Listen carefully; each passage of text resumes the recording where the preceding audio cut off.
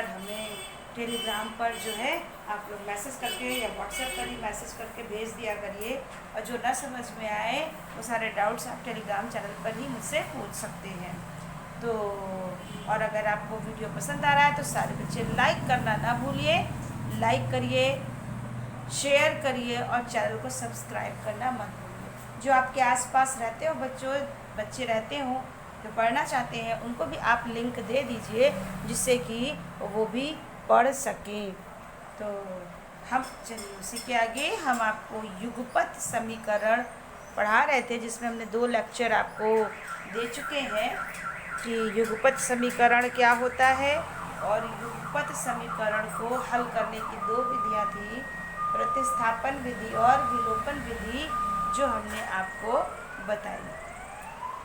अब उसी से संबंधित अब आपको सवाल आएंगे, मतलब वार्तिक प्रश्न, वर्ड प्रॉब्लम। आपको पहले वो वर्ड प्रॉब्लम पढ़ना है, पढ़ करके समीकरण बनाना है और फिर उसको आपको हल करना है। आप चाहे प्रतिस्थापन विधि से हल करिए चाहे विलोपन विधि से हल करिए, वो आपकी मर्जी के ऊपर है। लेकिन उसके पहले हम आपको जो है थोड़ा सा एक आध सवाल प्रश्नावली का भी बता देते हैं, जिससे कि आप लोगों को जो थोड़ी बहुत परेशानी है तो वो ख़त्म हो जाए। तो जैसे कि सारणी विधि हमने देखा नहीं था, सारणी विधि नहीं बताई थी, लेकिन आज हमने टेलीग्राम चैनल पर बताया है। लेकिन एक बार जिन्होंने नहीं देखा हो, एक बार फिर से वो सारणी विधि देख लीजिए कैसे हल किया जाता है। जैसे आपकी प्रश्नावली का ही हम सवाल लगा रहे हैं, 7A का ही सवाल है। 7A का तीसरे का आपका दूसरा सवाल, पहला सवाल हमने सुबह आपको बताया था। चलिए अभी इसको इस तरह पहला सवाल, दूसरा सवाल है 5x = y। तो 5x = y है, तो हम इसको क्या लिखेंगे, चर राशि एक तरफ कर लेते हैं, 5x, ये y उधर चला जाएगा बाएं हाथ की तरफ, बाएं पक्ष में, तो -y हो जाएगा बराबर। अब चर राशि कोई है नहीं तो 0 कर देते हैं, इसे समीकरण 1 मान लेते हैं। और दूसरा समीकरण है आपका 2x + y = 7, ये समीकरण 2 मान लेते हैं। अब सारणी विधि से हल करने के लिए इसमें हमें सारणी बनानी पड़ती है। कैसे सारणी बनेगी पहले आप वो देख लीजिए।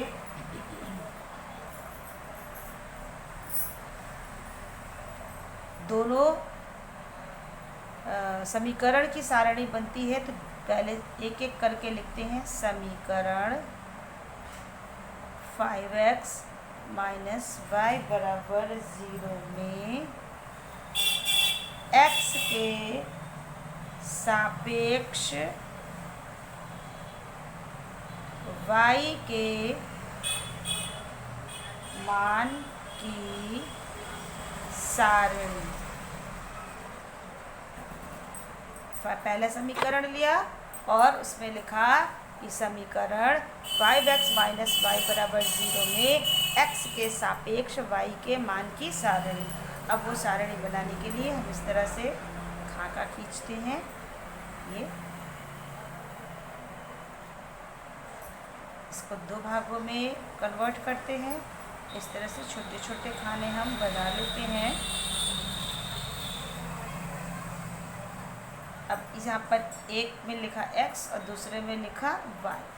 अब अपने मन से हम x की जगह पर कोई भी मान, ये समीकरण जो है, चूँकि हमने कहा है x के सापेक्ष, तो इसलिए x की जगह पर मान रखेंगे। अगर हम लिखते y के सापेक्ष x के मान की सारणी, तो हम y के बराबर y की जगह पर मान रखते हैं।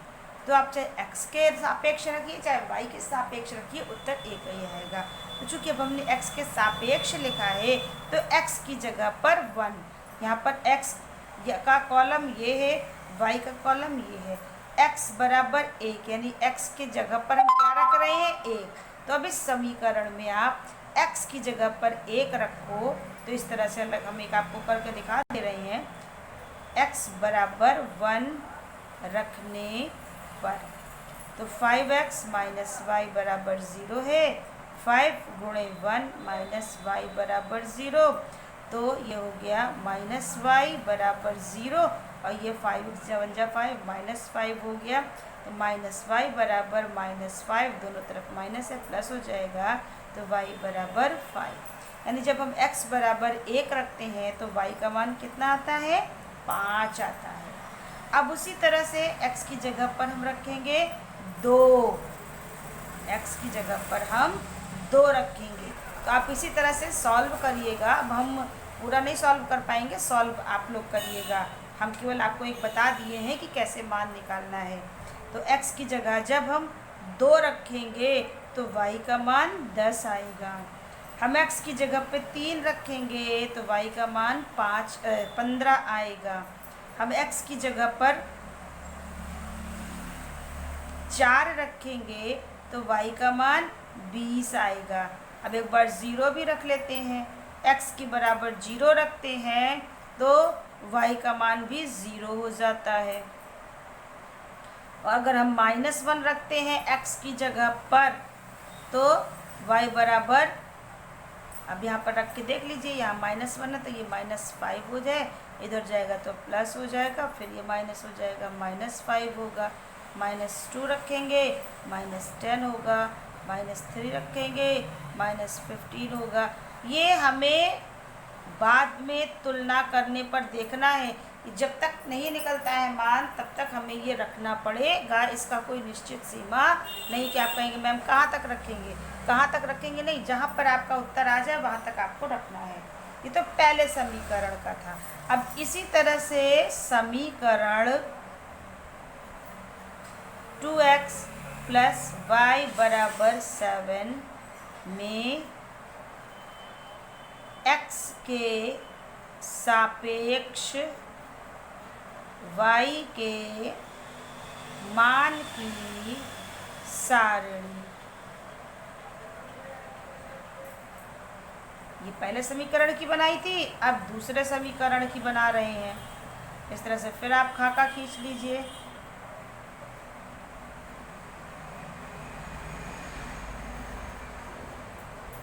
एक तरफ x लिखिए, एक तरफ y लिखिए।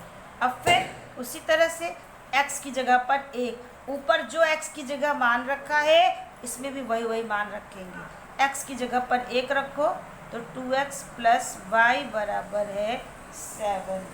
अब इसमें x की जगह पर 1 रखो, 2 × 1 प्लस वाई बराबर 7, तो ये y बराबर 7, ये 2 1 जा 2 उधर चला जाएगा -2, तो y बराबर 5। तो y का मान कितना आया, 5। अब x की जगह पे 2 रखो तो ये 2 × 2 प्लस वाई बराबर 7, तो y बराबर 7, 2 2 जा 4 उधर चला जाएगा -4, y बराबर 3। तो यहाँ पे 3 हो गया, y का मान 3 हो गया।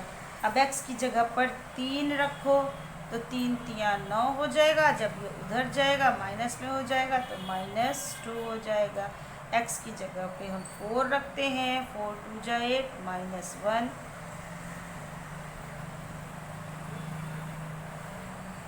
सॉरी x की जगह पर 3, तो 3 2 जा 6 उधर गया माइनस हो गया, तो ये 1 हुआ, सॉरी गलत लिख दिया था बेटा, थोड़ा ध्यान से। x की जगह पर 4 रखा तो 4 2 जा 8, 8 उधर जाएगा -1। x की जगह पर 0 रख दीजिए तो y बराबर 7 हो जाएगा।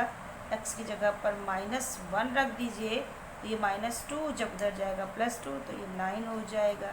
-2 रखेंगे 4 11 हो जाएगा, -3 रखेंगे 16 हो जाएगा, -4 रखेंगे 4 2 जा 8 15 हो जाएगा। अब आप दोनों सारणियों को, एक ये सारणी और एक ये सारणी, दोनों को चेक कर लो। ऐसा कौन सा मान है जो दोनों में आया हुआ है, इन दोनों में, एक इसमें और एक इसमें, बताइए कौन सा ऐसा मान है जो दोनों में आया हुआ है। तो आप देख रहे हैं x बराबर 1 y बराबर 5 यहाँ पर, और x बराबर 1 और y बराबर 5 ये दोनों में आया हुआ है।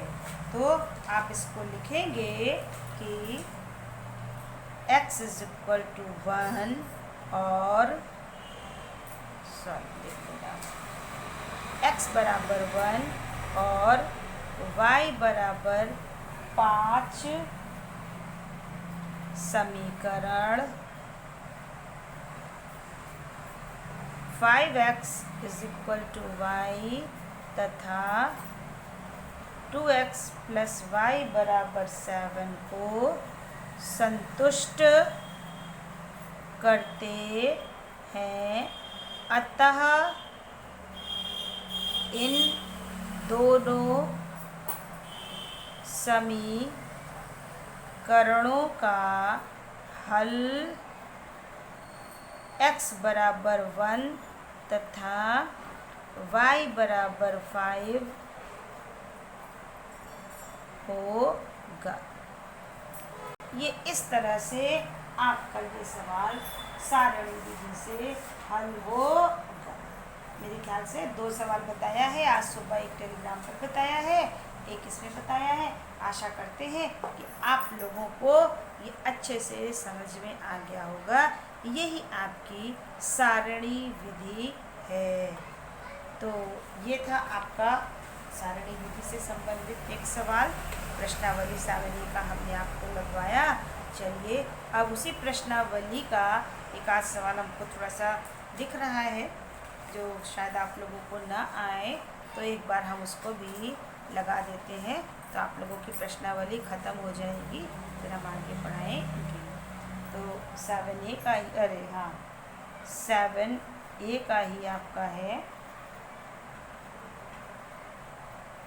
8वें सवाल का एक पहला सवाल है। हम थोड़ा सा हिंट दे दे रहे हैं और आप लोग इसको हल करिएगा, ठीक है, क्योंकि पूरा सवाल लगाने में बहुत समय जाता है।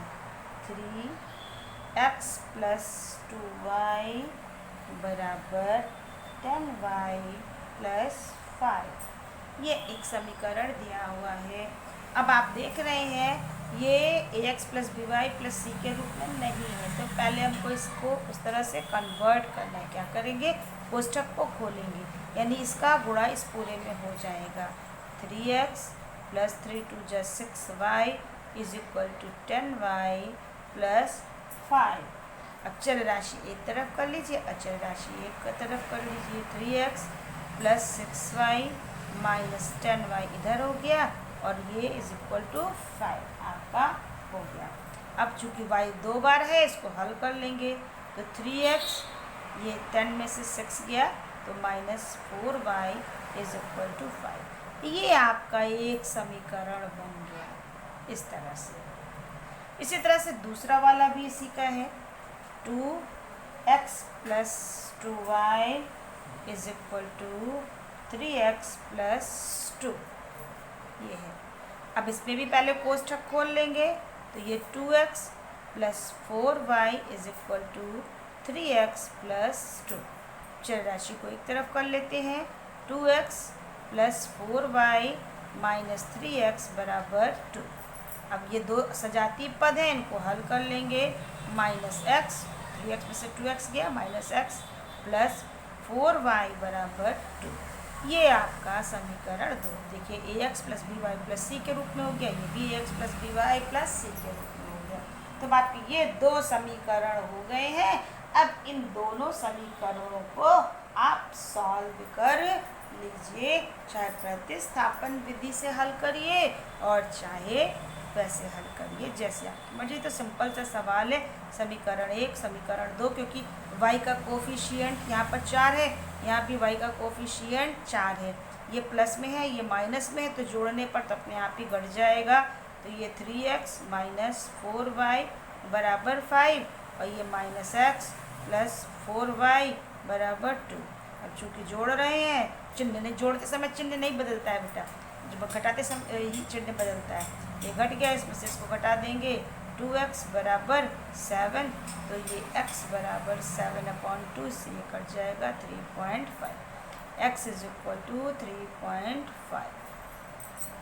अब x का मान रख करके आप y का मान निकाल लीजिए। बस इसके आगे आप खुद कर लीजिए, चाहे समीकरण 1 में रखिए और चाहे समीकरण 2 में रखिए, आपका मान अपने आप ही आ जाएगा। अब इसी का एक दूसरा सवाल भी है, हम थोड़ा सा आपको हिंट दे देते हैं, बस हो गया और आप लोग खुद कर लीजिएगा।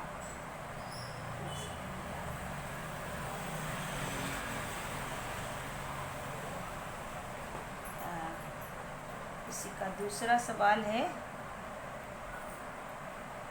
x/7 plus y/15 is equal to 3। चूँकि ये युगपत समीकरण है तो हमें इसे युगपत में बदलना होगा। अब ये है नहीं, हमने आज टेलीग्राम चैनल पर भी आपको बताया था कि अगर भिन्न में हो तो सबसे पहले उसे हम एलसीएम लेकर सॉल्व कर लेते हैं। तो 15 और 7 का एलसीएम आएगा 105। तो 7 से इसको भाग देंगे 15 बार जाएगा 15x, 15 से भाग देंगे 7 बार जाएगा 7y बराबर 3। अब क्रॉस मल्टीप्लिकेशन कर देंगे तो ये 15x प्लस 7y बराबर आपका हो गया 350। आपका ये समीकरण 1। अब ये ax plus by plus c के बराबर हो गया। अब इसी का दूसरा है x/2 minus y/5 is equal to 4। अब यहाँ पर भी हम एलसीएम ले लेंगे तो एलसीएम आएगा 10, 2 5 जा 10, 5x माइनस 5 2 जा 10, 2y बराबर 4। यहाँ बटे वर्ग करके क्रॉस मल्टीप्लिकेशन कर देंगे तो ये हो जाएगा 5x माइनस 2y बराबर 10, 4 जा 40। समीकरण 2 ये पहला समीकरण हो गया। अब ये दूसरा समीकरण हो गया। अब सिंपल सा इसको सॉल्व कर लेंगी तो आपका सवाल हल हो जाएगा। अब यहाँ पर देखिए x का कोफिशिएंट 15 है, यहाँ पर 5 है, यहाँ y का 7 है, यहाँ y का 2 है, सब अलग अलग है। तो क्या करें कि कोई कोफिशिएंट बराबर हो जाए, चाहे x का चाहे y का। तो सिंपल सा है, y का करेंगे तो 7 के पहाड़े में ना 2 आएगा ना 2 के पहाड़े में 7 आएगा, तो हमें दोनों में गुणा करना पड़ेगा। मेरे पास एक है यहाँ पे x का 15 है, x का 5 है। अगर इसमें हम 3 से गुणा कर देंगे तो 5 3 जा 15 ये भी हो जाएगा, ये भी। अब पहले वाले में कुछ नहीं करेंगे और सही चूँकि ये प्लस में है ये भी प्लस में है तो हमें घटाना पड़ेगा, इसलिए हम माइनस करेंगे। तो हम यहाँ पर लिखेंगे समीकरण 1 से समीकरण 2 घटाएंगे, लेकिन उसके पहले 2 में हम 3 से गुणा करेंगे। ये सब लिखा जाता है बेटा। तो ये पहला है 15x प्लस 7y बराबर 315। अब दूसरे वाले में हमें 3 से गुणा करना है, पूरे में गुणा होता है, एक पद में नहीं होता है। तो 3 5 जा 15x माइनस 3 2 जा 6y बराबर 120। घटाना है, चिन्ह बदल दिया हमने तो ये आपका कट गया। ये 7 और 6 को जोड़ दिया, ये 13y हो गया। इसमें से इसको घटा दीजिए आप 9,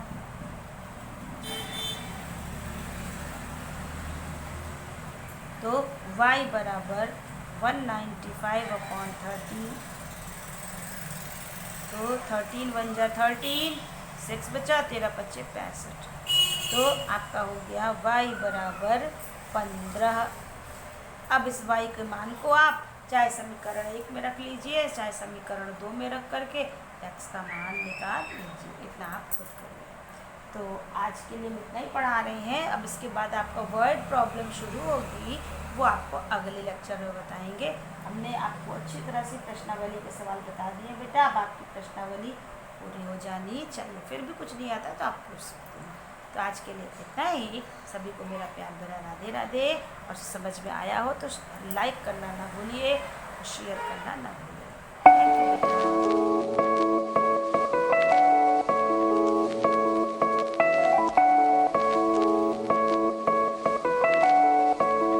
1 2 3